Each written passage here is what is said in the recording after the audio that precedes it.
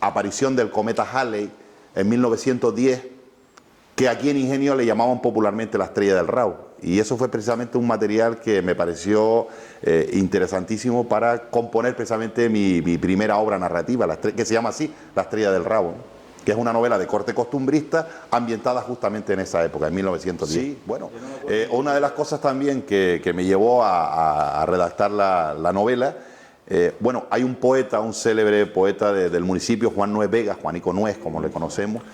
Pues claro, Juan Nuez tenía varios poemas y entre ellos hay uno dedicado a la aparición del cometa Halley, que además es muy curioso porque por lo que yo me documenté en la prensa de la época, el efecto que produjo en Ingenio fue contrario al que se vivió, por ejemplo, en determinados países de Europa.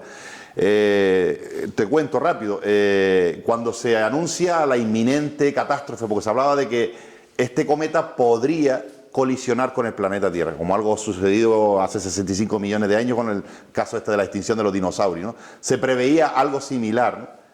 Y los periódicos de la época decían que ante la inminencia de la llegada del fin del mundo, pues la gente se dedicaban a hacer lo que no se atrevían a hacer, a robar, a saquear. Incluso recuerdo un pasaje de un periódico que decía: mujeres que distinguíanse por su decencia y honradez, entregábanse a delirantes orgías con resultado de 9 meses. O sea, y sin embargo aquí fue totalmente al revés, es decir, aquí personas del mundo del hampa, personas de mal vivir, ladrones, sinvergüenzas, pícaros, pillos, decían: Dios mío, si el mundo se va a acabar, como dicen, el 18 de mayo, pues yo creo que sea menester de ir a la iglesia, poner en paz mis cosas con Dios y así por lo menos no me voy al infierno. O sea que... Y esto lo refleja además de una manera muy divertida Juanico Nuez en su célebre poema.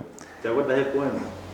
Me acuerdo de trozos, porque cuando la estrella del Rabo se divisó en el sequero, sus habitantes corrieron al novenario asustados. Por el temor humillados, dijeron a sus queridas: a confesar, hijas mías, y no morir en pecado.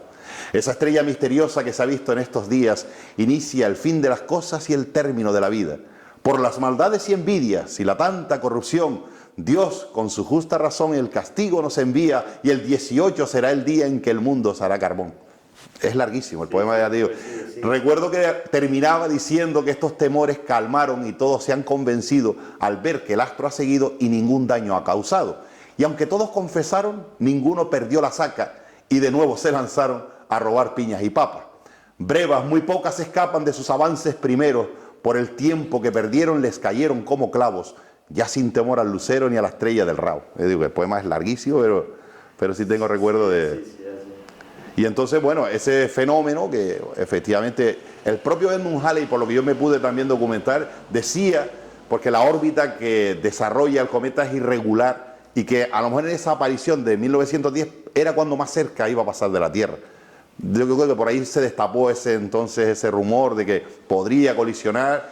Y otro fenómeno, por cierto, que como lingüista me llamó mucho la atención, es que la gente de los ámbitos rurales y populares, cuando se trata de un acontecimiento importantísimo, lo citan en femenino.